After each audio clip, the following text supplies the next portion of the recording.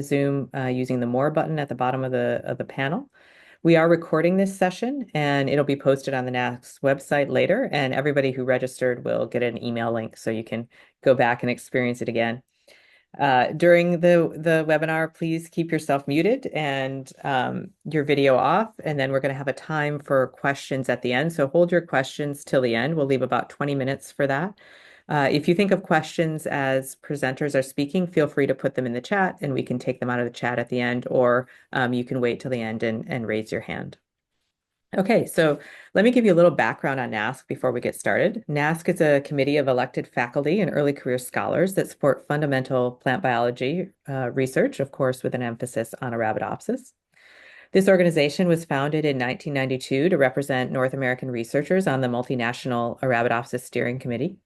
And this particular award that we're celebrating today, these community awards were developed in 2023. And in addition to this sort of activity, NAASC also holds online events and activities. Hopefully you are receiving notices about those. And we really try and support early career scholars in these activities. The other major function of NAASC is that we organize the North American version of the International Conference on Arabidopsis Research, or ICAR, and that will be happening in North America in 2027. We don't have a location yet, but stay tuned in the next few months. So today's event is the first of three featuring awards given by NAASC to the community members. And the Community Impact Awards really recognize and honor individuals that demonstrate extraordinary commitment to positively impacting plant biology, and especially our Arabidopsis community. The awardees are nominated for their long-term efforts to support plant biology, including through mentoring, supporting, training, or advocating for others. To select these recipients, a NAASC-led committee reviewed the nominations from the community and recommended a subset for a full review process. And so this involved gathering letters of support, a statement from the nominee to address the award criteria, and their CV. And I'll just say, as a member of this committee, it was really a pleasure to read all of the nominations and really realize what an impact our community members are having. So we reviewed the full packages and selected these three awardees that we'll hear from today, one in the early career category, which recognizes grad students and postdocs, and two in the later career category. So we're going to hear from each of our awardees today. Following the presentations, we'll have a moderated Q&A session. And as I mentioned, you can submit questions. Before I turn things over, I just want to give you a short pitch to participate or continue participating in our Arabidopsis community. So if you're inspired by the presentation today, please consider nominating someone for a 2026 Arabidopsis Community Impact Award, or ask someone to nominate yourself if you're really involved in this sort of work. The nominees can be anywhere in the world. They don't have to be in North America. They just have to be demonstrating a positive impact on the Arabidopsis community. So you can nominate individuals through our website, which is arabidopsiscommunity.org. And we really look forward to learning about all of the great work that's happening in our community.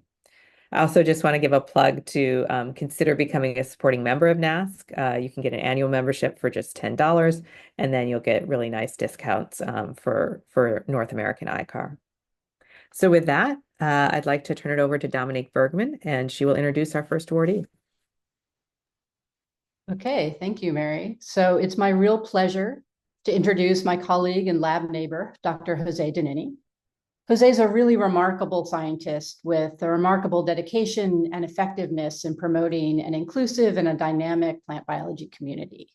In his own research, Jose wants to know how plants grow and thrive in challenging environments. And to do this, Jose and his group pioneered genetic and genomic and robot-assisted and synthetic biology techniques to assess how plant roots and their associated microbes grow and how they sense and respond to stress. He has a really impressive record of novel research and clever uses of technology. But beyond that, Jose is really a leader and an advocate for plant biology. He's held numerous formal leadership roles in NAASC and ASPB, but I've seen him at many different levels. And in his own group, he's a very supportive mentor. One trainee commented that a collaborative spirit born out of the respect he shows for others is a central component of Jose's success as a mentor. And further, that trainee said, Jose has emphasized a duty for all as scientists to make a difference in the world. So how has Jose made that difference? In short, Jose has really helped to ensure that there will be a next generation of plant science. both by his actions to support early career scientists, to build communities, and for his advocacy for plant scientists when interacting with the public, with elected officials, and with institutions for decision-making power. So with that, I'd like to hand it over to Jose. Thank you very much, Dominique. That was special. I appreciate the kind words and also the kind words of people who helped to express their support for this award. So thank you very much. I'm going to share my slides and hopefully that goes smoothly. And I got that there. So slides looking good? Okay, wonderful. So I wanted to tell a little bit about my path in getting into community service within the plant biology community because I didn't enter it in a kind of a normal way. I haven't, so growing up, to be honest, community service was not a big part of my life, whether it was, in high school or college, or even, the early parts of my scientific life. It happened over time, and this might be true for a lot of people, either in this room or listening to this webinar. And, I think when we come to these moments where we can help the community around us, it has to be genuine. It has to be kind of organic. And I would just, tell everyone to wait for that moment where you feel that calling, and then go all in. So I'm going to talk about kind of how my community service has worked at different scales. And of course, the first scale I want to acknowledge and also to appreciate is the local little community that we have established at home, which is my family.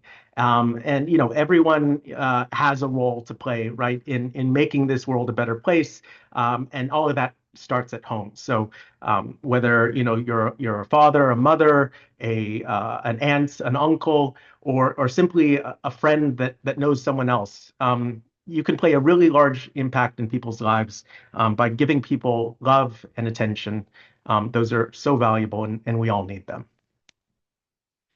So first person I'd like to thank that helped me to get into service is Julian Schroeder. So he was the ASPB president at the time when I had moved my lab from Singapore to the US. And he knew about the research that we were doing and also appreciated how I might be able to take the enthusiasm that I had for science and bring that to support the community. And so he nominated me to be a part of the Science Policy Committee. And I got a chance to really see, in some ways, how the sausage is made. Talk to policymakers that had a role in determining what funding levels might be for our community, and just get a sense of how that system worked. And it was really empowering to an extent that it led me and fellow colleagues to ask, well, how can we actually promote the use of plant science and plant biotechnology to improve our world? And especially at the time, there was a lot of backlash against genetically modified organisms. And this was also during the heyday of social media. So on Twitter, we had sort of chatted about, hey, what if we just got a survey or a petition sort of thing and got plant scientists to acknowledge that we believe that using genetic engineering can provide solutions for sustainability and for food. And, let's show the world how strongly we support these technologies. And from this, we were able to get, 1,400 people signing, scientists from across the globe. And this was highlighted in Science magazine. Working off of that, then I joined NAASC. And, not only, of course, is this a great community because of the meetings and the awards that it helps to cultivate, but it also has had a really important role in defining how Arabidopsis research and how plant science in general needs to change and evolve as we move towards new challenges in the 21st century. And so I had a chance to work closely with Joanna to put together a symposium focused on how we can improve outreach And this led to a white paper being written with Joanna as lead author, where we really create a compendium of advice. And actually, Anna Stepanova was also a really critical part of that, where we put that together and provided that for the community. So anyone interested in making a bigger impact in the community, take a look at this, because there'll be something in there that I'm sure will be helpful. Now, service can act at different scales, right? So I just talked about things that are kind of more global and society oriented, but you can look no further than outside of your lab and the institute that you're working in to find ways that you can impact your community. And when I had transitioned from the Carnegie Institution to Stanford University, one of the really important goals I had during that transition was to play a greater role in supporting students.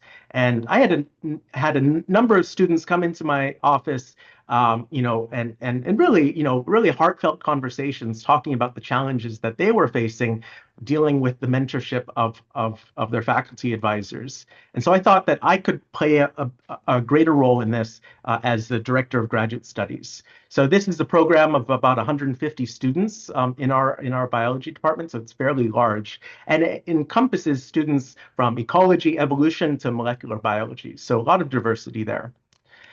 And something that I was really interested in doing is to show how the values that I had and the values that I gained during my training, how I could use that to help improve the lives of students in our program.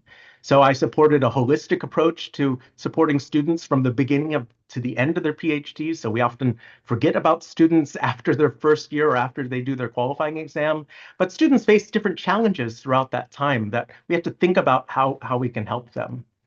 I also wanted to acknowledge that there is a broader portfolio of academic achievements that we hope students will endeavor to, and it's not just the narrow sort of achievements of getting a cell science or nature paper that we should be communicating to our students. And so the broader we envision this portfolio, the more people we can bring into science to ultimately improve people's lives.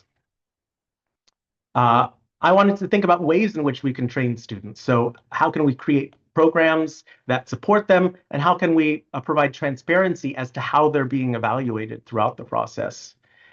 And then finally, something that I think is still a goal, and I've seen shifts over time, is how can we embed the idea that being a mentor is an essential part of being a faculty member, right, on campus, and how do we integrate training and evaluation of faculty as it relates to mentorship in the way that we run our programs. Okay, and the last little vignette is related to service at the community level. So at Stanford, we have a fairly small plant biology community, and with the movement of Carnegie Institution for Science, Department of Plant Biology to Caltech, it is getting smaller. So we need people around us. And in the Bay Area, we have a fantastic number of universities that bring in fantastic plant scientists, but we don't have a lot of mechanisms to bring us all together to talk about our science and to get to know each other for collaborations. And so I decided to try to create a Bay Area wide meeting that would support those efforts. And I think this is a lesson in building teams over time and the role that a diverse group of people can play in helping to create something that is more than just a meeting, but is a community event. So I was very thankful to Dominique for helping for being interested in this idea and helping to work, especially in the beginning, to establish the ideas behind this meeting, along with Jennifer Brophy and Beth Satley here at Stanford. We then recruited others within the Bay Area that we knew were very strong advocates for the community, but that also had interactions with local communities that we wanted to bring in. And then we surveyed members of our community to find people who we don't necessarily know, but have an interest in playing a role in this community service. And then also we brought in ASPB as an essential partner in broadening out the impact of this. So together, this team really helped to make this Bay Area-wide meeting possible, and we're hoping to leverage this enthusiasm to continue to support Bay Area science. So with that, I'd like to thank NAASC again and Dominique and all the members who helped to nominate me for this award. I truly appreciate it and will remember it as I pull in more energy to try to continue to support this valuable and important community. Thank you.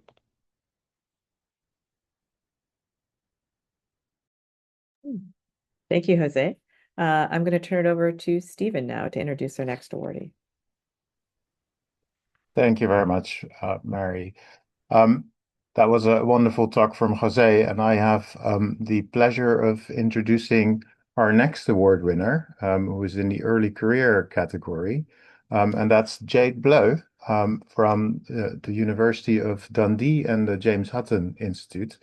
Now, Jade has made many contributions to science already in her relatively short career, and also many contributions to the community.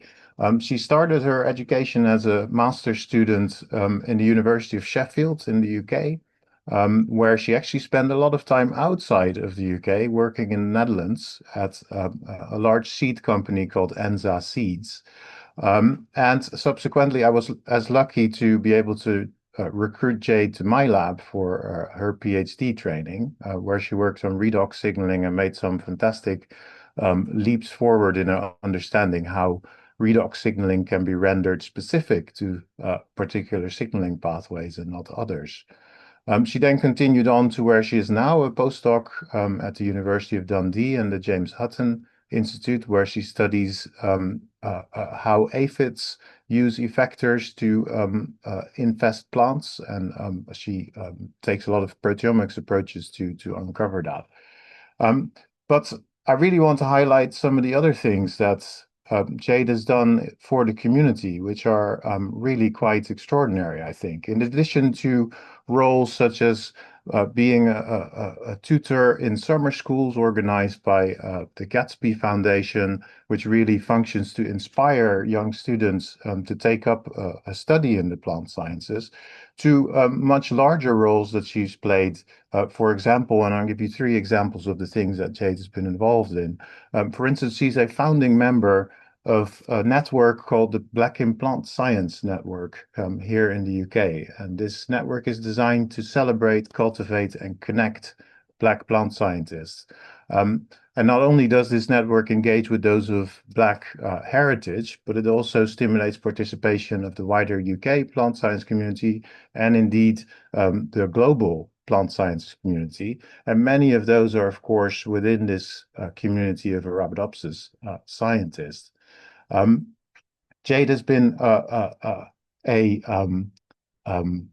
coordinator at the very start of this network, but is now a key member of the steering committee that organizes conferences, where we've also connected to NAASC and their inclusivity scholarship program. And so she's done a fantastic job there and really raising up minorities in the community and making them visible, as we've heard last week at our own conference, for example. The second thing I want to highlight is Jade's contribution to a fantastic Nature Plants paper last year that really looks at or that reports evidence that plant science students are disproportionately of majority groups rather than minority groups, both at the undergraduate and postgraduate levels. And it really takes a deep dive in discussing the reasons for that and making recommendations to really bring minority groups into the plant sciences. And lastly, I just want to highlight that Jade was also co-founder of Black Botanist Week, and that's a social media campaign that started, I believe, in 2020, and highlights the contributions of Black botanists from around the world. Some of these are scientists, some of these are hobbyists. And this has highlighted some of the work of people that are in this community and work on Arabidopsis and really put it on the stage of the wider wider public engagement. So it's a real pleasure to introduce Jade and to present her with the award. Over to you, Jade. Thank you very much, Stephen. And also, like Jose said, I'd like to thank NAASC for the award and also for those of you who gave letters of support, and to Stephen for nominating me in the first place. So I'll share my screen. This one. Okay. Is it? Okay.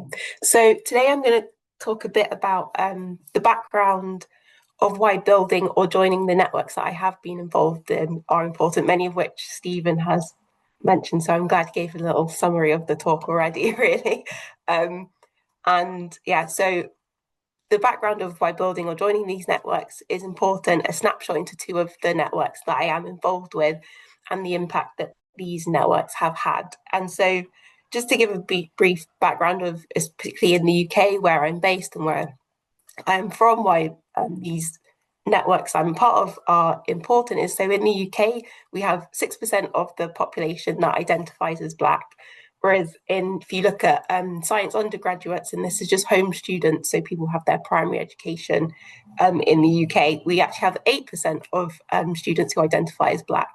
But if you break it down into the different biosciences and you've honed in on plant sciences over the last few years, the number of plant science students who identify as Black rounds down to 0%. So they are extremely underrepresented.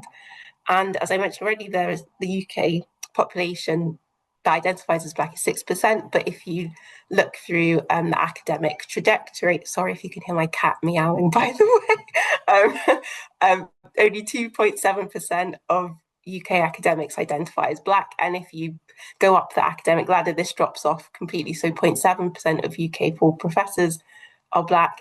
And if you look at science professors, this is 0.6. And in the plant sciences, we have 2. And one of them is Stephen. So throughout my career, I myself have experienced a decrease in diversity as I've gone up the, I guess, as Stephen said, my short career, but the academic ladder myself. And either subconsciously or consciously, I think many people of colour may identify with this, where I've had wonderful experiences within the plant science community. You do look to find communities that reflect yourself. So in 2020, it was quite a dark time. Everyone was very isolated, and it was the height of the Black Lives Matter movement, and everyone was very much online all the time. And on Twitter, I came across a fantastic researcher, Tanisha Williams, and she was very keen to create a week that was similar to Black Birders Week that many of you are probably familiar with, and a week just to celebrate Black plant enthusiasts and bring a bit of positivity.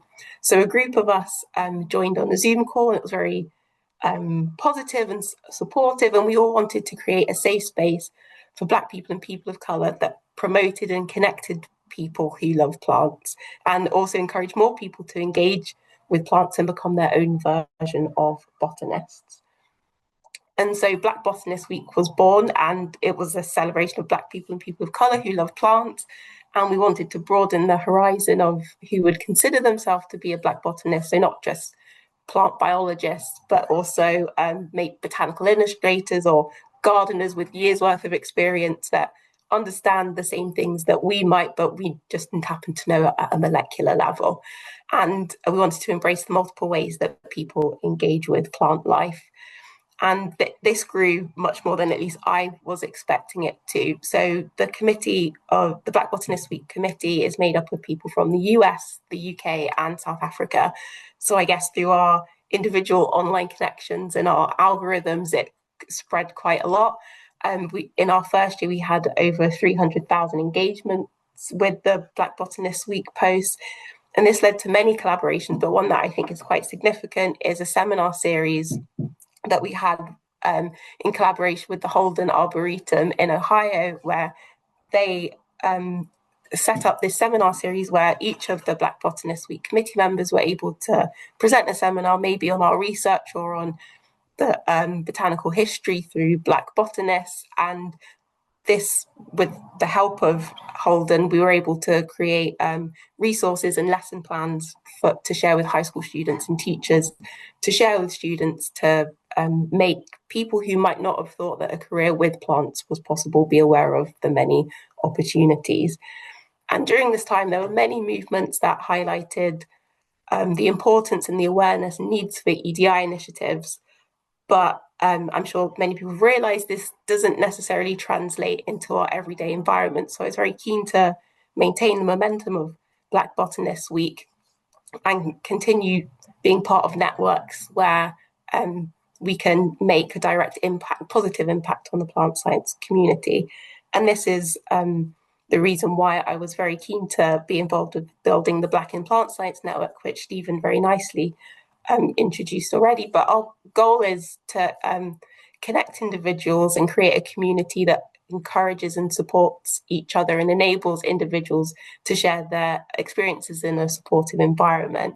We're also very keen to celebrate the achievements of Black scientists based here in the UK, where a lot of these people have tremendous achievements and successes. Sorry, my cat just stood on my keyboard.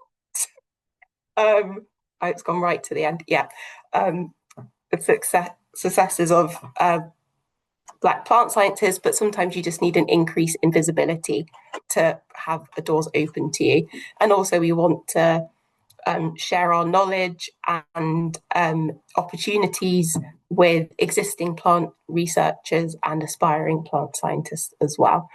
So this was spearheaded by Jocelyn Benitez Alfonso, Nicola Patron and Stephen Spoel. And Jocelyn and Stephen are the two plant science professors that I mentioned at the beginning of my talk, and we all came together as a group of plant researchers in academia and industry at different levels, different stages of our career. And while I started as the network coordinator myself, I realized it's extremely hard to do on top of a postdoc.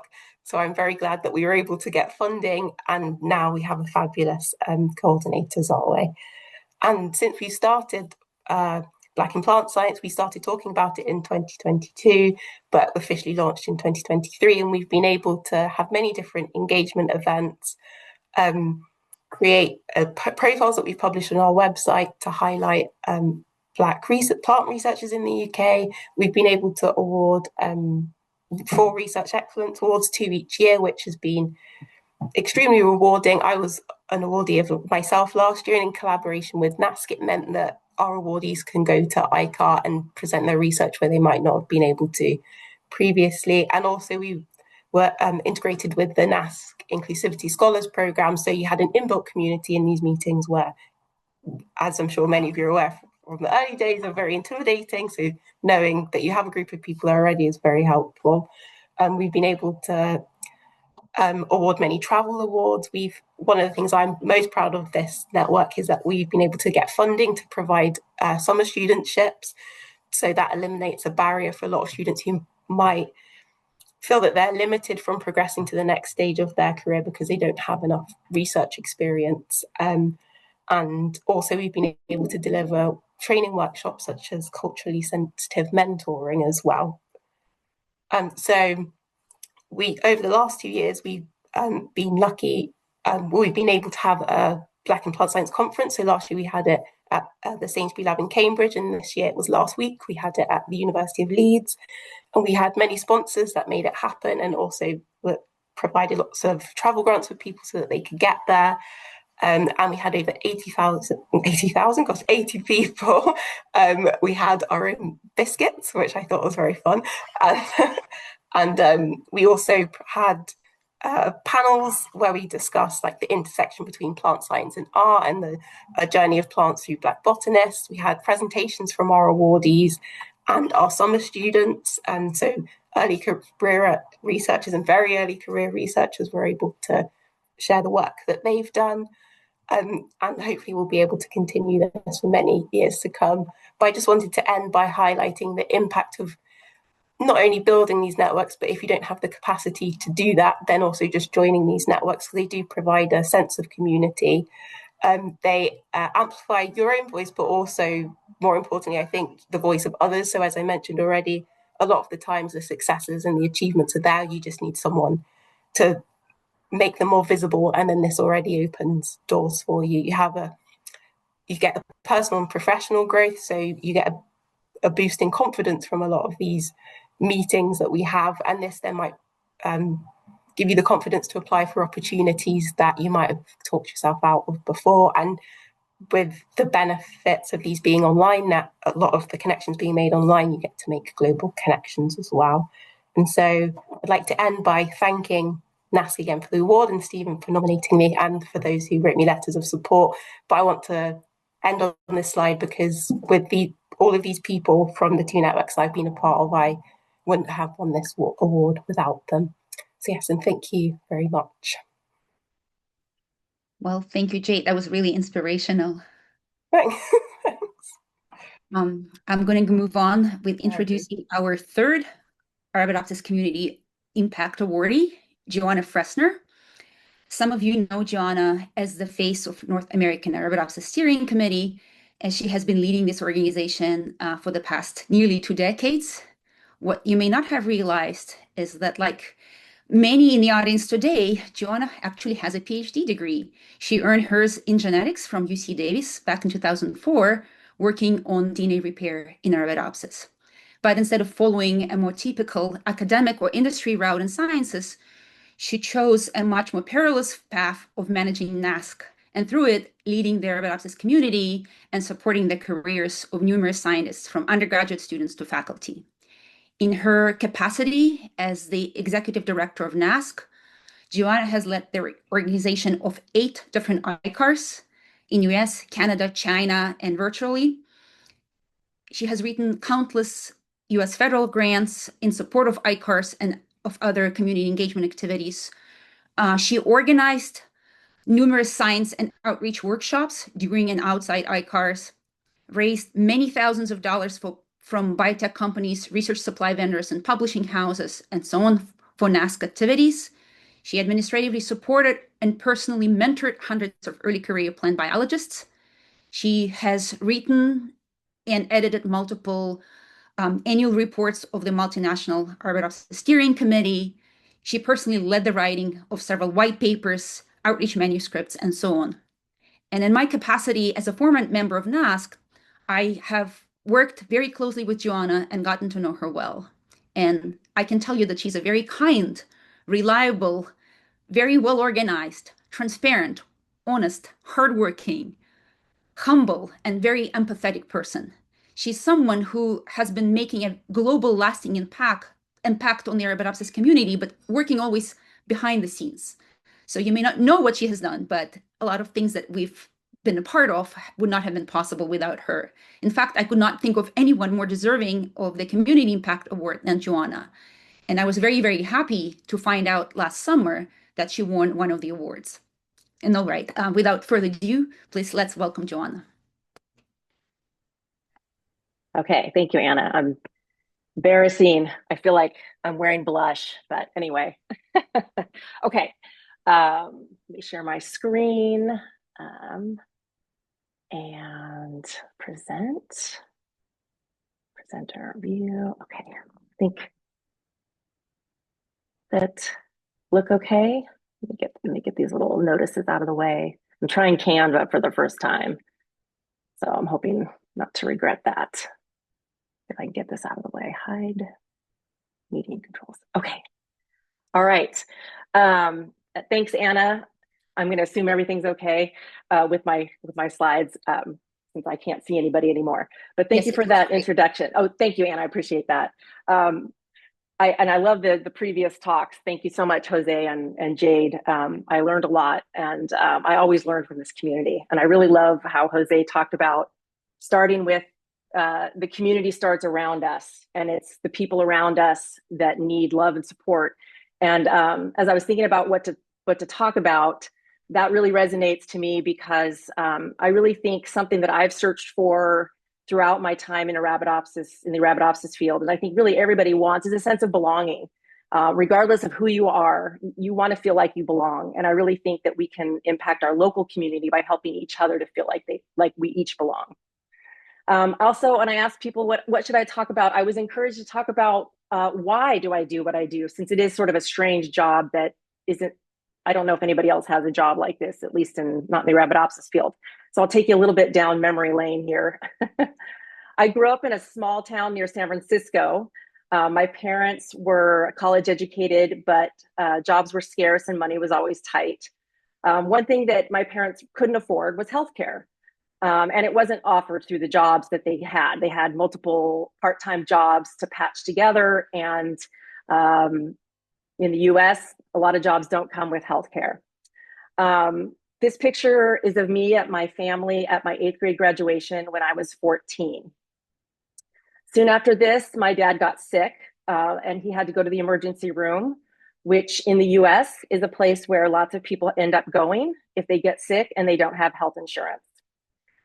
At the time, doctors diagnosed him with late-stage colon cancer and gave him about 6 months to live.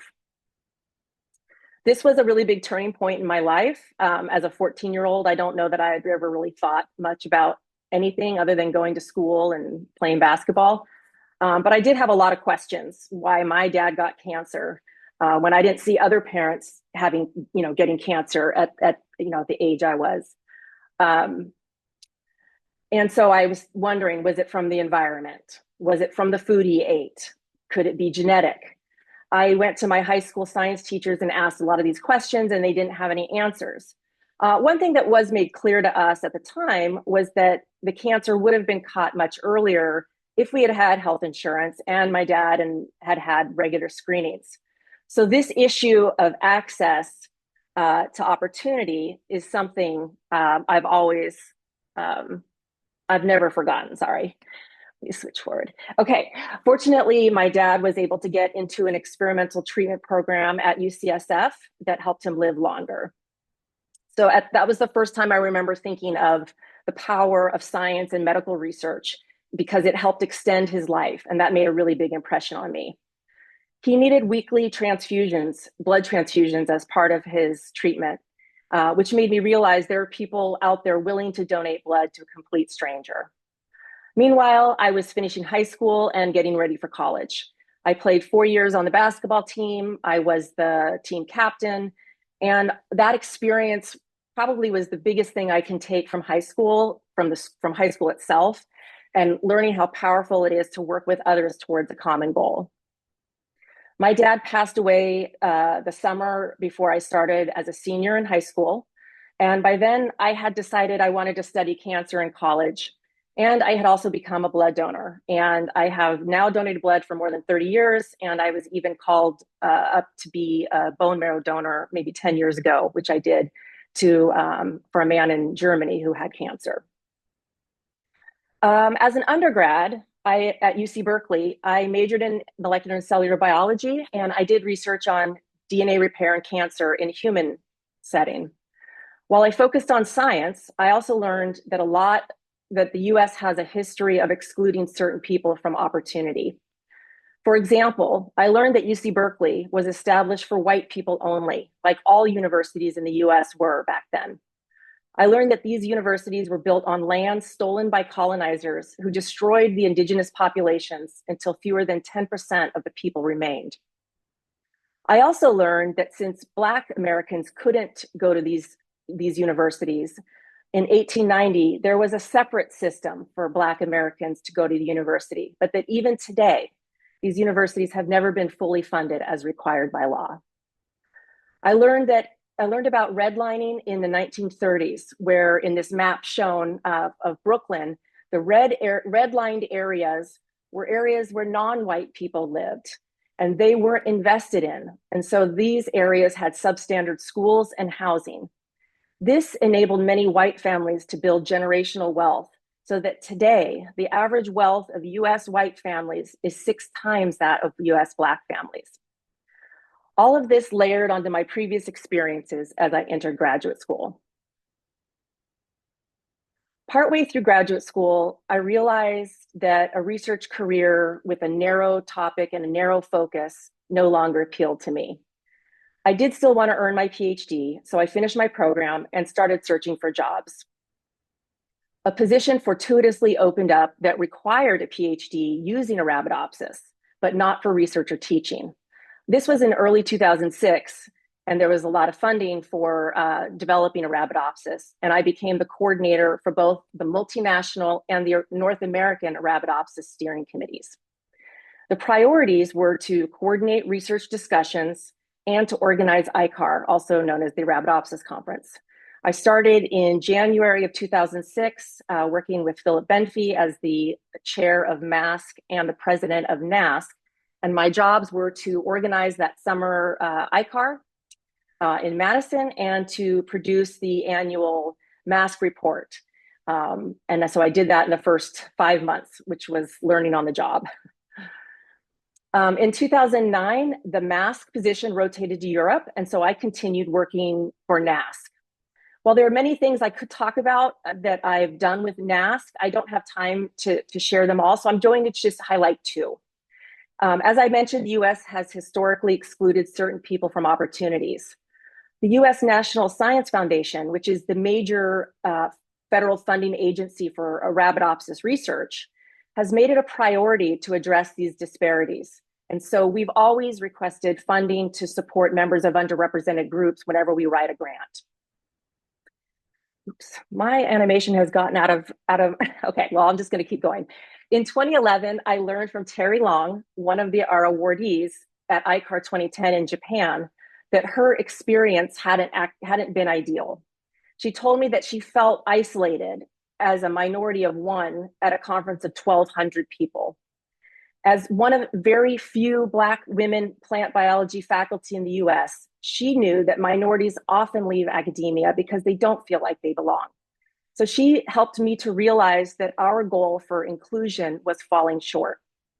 Terry was willing to collaborate with me and Siobhan Brady, a NAASC member, to develop a better program. We launched the Underrepresented Minority Cohort Program at ICAR 2014 in Vancouver, Canada. And this included a number of activities, such as meals with mentors that we recruited, career development sessions, and networking meetups. This program was such a success that Siobhan and I then wrote a multi-year NSF grant that included an expanded cohort program with several approaches to really help the cohorts feel a sense of belonging at ICAR. $300,000, which was over 60% of the grant's budget, was for direct support of trainees and the cohort program.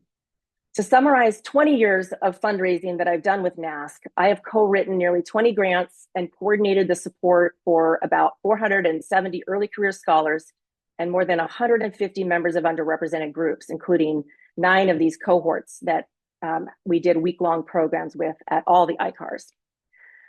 We could support these programs primarily due to the funding of the National Science Foundation, and I have tremendous gratitude for their long-term commitment. I'm going to speed this up because I can see I'm over time. So I'll just quickly go through one example of something I did for the Arabidopsis conference. We convened an external advisory board and community survey in 2017 when our conference was a little bit smaller than we expected. And we came up with a consensus through both approaches that people wanted there to be diversification of topics and speakers. So as a common complaint that I had heard from 15 years of surveying the community was that lots of plant biology conferences seem to invite the same speakers. We wanted to come up with new ways. And so we surveyed the community, we surveyed the literature. I also made a list of all the platform speakers at 5 years of ICAR and ASPB meetings, and we decided we would exclude those as in our invited speaker list. We also developed Diversified Plant Side Database, which I developed this with NAASC members Jennifer Nemhauser and Liz Haswell. And the goal of this was to highlight the diversity within the plant science community and to make it easy to expand past our personal networks.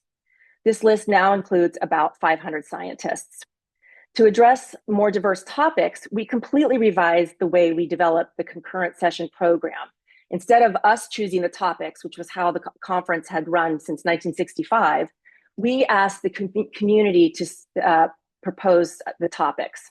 This was such a successful approach that we received nearly 90 applications for 34 speaking slots, 34 session slots. We set aside 25% of the slots for students and postdocs, and we reserved budget for the inclusion of those organizers.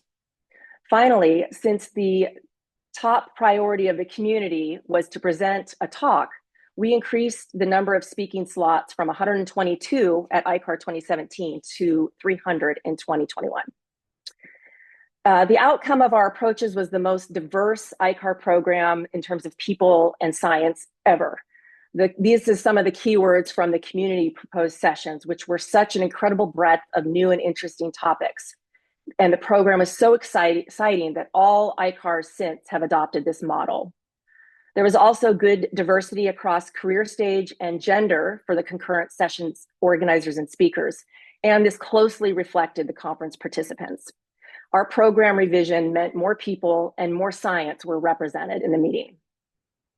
So to close, my life experiences shaped my core values, which I reflected upon as being science and knowledge, fairness and equity, and collaboration and community. I have tried to focus my work the last 20 years more and more on activities that align with these values, such as new approaches to better support a diverse and inclusive community where more people have opportunities to succeed and feel a sense of belonging. I feel the most fulfilled when I work at the intersection of my values. Since I bet this is true for everyone, I would encourage you to consider what your values are and to say yes to the things that align with them as much as possible. In closing, I recently learned of Maggie Doyne, who visited Nepal when she was 19 and built a home for orphans, which over the last 20 years has served nearly 1,000 children. She says, keep doing what you can where you are, keep showing up, keep loving, keep going with your acts of kindness. It all matters. So with that, I want to thank you for listening, and I'll turn it back over to Mary. Thank you so much, Joanna. That was wonderful. And thank you to Jade and Jose as well for your fabulous presentations and really inspiring work that you've done for the Arabidopsis community and really the broader community of science. So now we have about 10 minutes for questions. So we can take audience questions and you can raise your hand or type it into the chat. While you're thinking about your questions, and I really encourage you to chime in, I have a few questions to get things started. And so I thought maybe, one thing I was curious about is three of you have done this really amazing work, but like all of us, you're faced with limited time. And I was thinking maybe particularly for Jade as a postdoc, really in the lab every day, how do you choose where to have an impact? Like, how do you choose how you spend your time and advance, everything that you need to advance in your career and your work? I think how Joanna ended her talk, I think summarizes quite well, like thinking about aligning your values with what you want to focus on. So if it's important enough, you can try to balance it. But I also work with a community of other people who I can easily say, oh, I don't have time for this. Would you be able to do it, or you just share the load a bit more? And everybody has busier periods than others, so hopefully everybody's doesn't align at once and you can share it a bit more. Thank you. Yeah, I'd like to sort of feed off of what Jade said. I find if you can get other people excited about the things that you want to do, or that you're all as a group interested in making an effort, the work is not as much work as it is a pleasure of working on something together, loving something into existence together, and that really transforms the process. And as Jade said, the amount of time that you can spend is going to vary, and you have to sort of give yourself the space to not make what should be a very loving and supportive act of supporting your community into a chore. So, for example, with the Bay Area Plant Hub meeting, I played a large role this last year in helping to bring it forward, but it was hard to sustain that. And so I was really grateful when we were able to get members of our community to come in and participate as well, because they could take some of that load, and then you could find new individuals that could play that leadership role as well. So it is absolutely most enjoyable as a team effort, and that's when you can get the most done. Thank you. So Joanna. I'll add something, and while I respond to that, I will also be answering the question that I see in the chat from Adrienne, which she asks, how has the community impacted you? And how I can answer both those questions at the same time is, to start with, I have a very hard time deciding what to work on because my answer has always been everything. If you suggest it, I will try to do it. And it's taken me many, many, many, many years to even start being a little bit better at realizing there's an opportunity cost in that if you say yes to this, you will probably have to say no to something else. And the reason why this answers the question of how the community impacted you is I was reflecting on this, actually thinking about working with about 50 members of NAASC over the last 20 years, in that I am so lucky. I probably have a unique experience of having so many diverse, amazing faculty and early career people that I have been able to work with over 20 years. And I have learned from every single one of them. And one of the things I have learned, because these are, for the most part, faculty members who have way more work than I do, but they are also prioritizing community work. What I've learned from them is how to prioritize my time, how to say no to things in a kind way, but really, as Jose just said, how to make things worth doing by working with the community and really leaning on each other. And so I'm so lucky that the community has impacted me because I have learned from so many wonderful people that I don't think I would have been able to do if I had continued on as a faculty member who got a job somewhere. Thank you. And so Adrienne has this, if Jade or Jose, if you want to comment on how the community has impacted you, would love to hear your thoughts.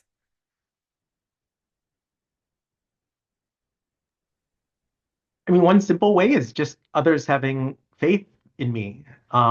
It's really hard, right? To do something you've never done before. You don't know how it's going to go. You don't know how much work is going to be involved, and you think anything new is likely to fail. And having someone that you trust and believe in look to you and think that you're capable of something you haven't done before is really magical and helps take a lot of the stress out of trying something new. So, there are a lot of people here that I know are leaders and support lots of people, right? And that love and support that you give to others can really transform their confidence into something that might be very small to something that may, ultimately, like with Jade's work, transform an entire community. So you can create sparks that develop into really big fires that change lots of things. Yeah, I would agree with everything Joanna and Jose said about, I think, getting the support and encouragement from other people is how I've benefited. And a lot of the networks and communities that I've been involved in, I think I've benefited from them myself. So then that encourages me to then try and pursue it further. So I think, receiving it myself has then also been like, oh, okay, this does have a positive impact. So I should try and have a positive impact as well. Great, thank you. Okay, do we have questions from the audience? Anybody want to raise their hand? Let's see. Looks like we have another question in the chat, but if anyone wants to raise their hand and verbally ask a question, they're also welcome to do that. Okay, so let me go to the chat. Okay, so Anna asks a related question. Well, maybe I'll go to Mary Williams' question, which I think is something on all of our minds. And then Stephen will get your question, which is, we live in hard times. What gives you hope for the future?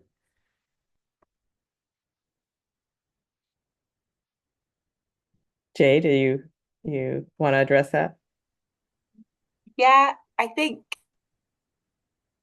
that's quite a difficult question to ask. What gives us hope for the future? I think being part of the communities that I'm involved in, even being involved with NAASC, you do, when the outside is quite negative, you do then form these kind of pockets of positivity. So hopefully if we're all like banding together, then maybe that will provide some hope and not everything won't be so bad. But I don't know, you can go on the pessimistic spirals.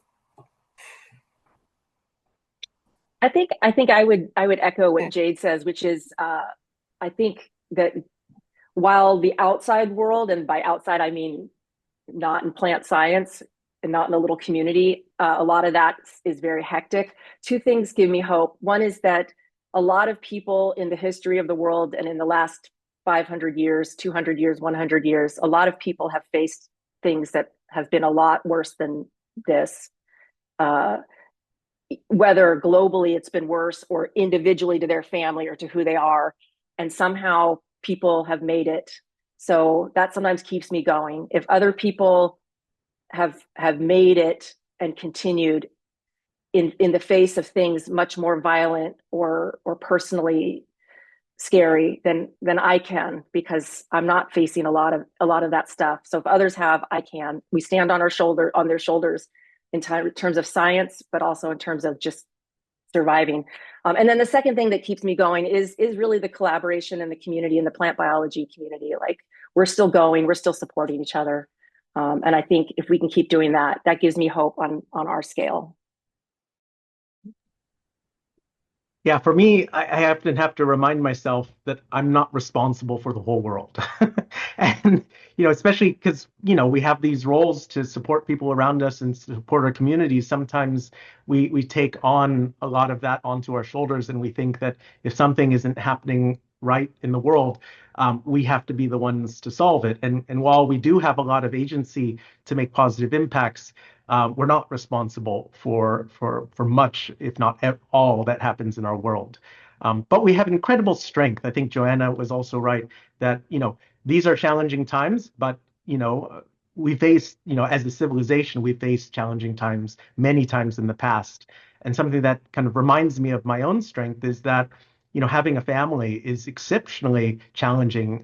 Having kids, and just raising an individual until they're ready to leave the family is exceptionally, it's one of the hardest things I've ever done in my life. But I'm doing it and I'm making it through. And if you look all around you, right, everyone around you has had enough love to support them to get to where they are. So yes, things are tough, but we're also much tougher than that. Thank you. And so, Stephen, why don't you ask the final question here? Yeah, first of all, congratulations to all three of you.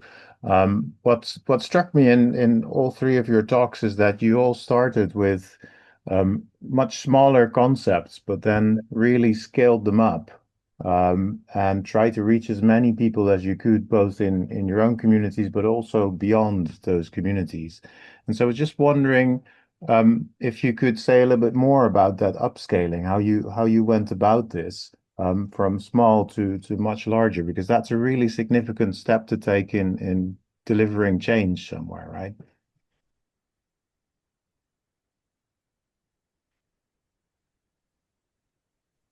I can That's start with that. Great question. Yeah. Quick thoughts, I guess, from each of you as we're getting to the topic. I'll do, yeah, I guess how I'm in a little bit of a unique position in that this has become my job to do. And while everything's been a collaboration, I think one thing I've tried to do over the last 20 years is really push the priorities of NAASC from a focus on research and science to really push to community and equity. And that's because of my own personal stakes in that. So I think the answer is you do what you can where you can. And for some of us, when we have a position that allows us to do something on a bigger scale, then we can do that. If you're a faculty member, you have a lot more power and access to do things maybe than a starting grad student. But a starting grad student may have an undergrad that they're mentoring, and so that's a small start. So I think as you go through your career and who you're surrounded by and who mentors you and who gives you a sense of community, I don't know if it's a conscious choice to do something bigger, or if you want to help, you want to make your environment better, and you take the opportunities that you get. Thanks. Yeah, I can go next. I think what Joanna was saying about it, you're not sure if it's a conscious choice. I think that's what I was thinking of. I think it's kind of been a subconscious of maybe lots of little pilot studies almost of, oh, this has worked. Now I'll try it this way. And then it just expands and it grows. And then you get the confidence of, I guess, within yourself, but also from others as well, of seeing that things that you were trying are working. So then it helps you expand more. And I think that confidence from others, right? I mean, in academia, we can either be gatekeepers or we can be people who lift others up. And I think you see, different variants of that all across academia. But it's been in those instances where someone could see that that spark could go further than I thought it could. That was part of that moment that something small became something bigger. So, again, everyone in this room can help move things forward by being supportive of the people around them and to help those sparks turn into something great. Thank you so much. So I'm going to close us out. I'd like to thank everybody for attending, and I'd also, of course, like to congratulate again Joanna, Jose, and Jade, and thank you for all the work that you've done for the Arabidopsis community. Before we leave, I just wanted to remind everyone that there's 2 more awards webinars coming up that we hope you can attend. So on November 25th, we have the Philip Benfey Arabidopsis Community Lifetime Achievement Awards. And then on December 16th, we have the Dissemination of Arabidopsis Knowledge Awards webinar. So please join us for those, and you can find a recording of this on the NAASC website. All right. Thank you, everyone. Enjoy the rest of your day.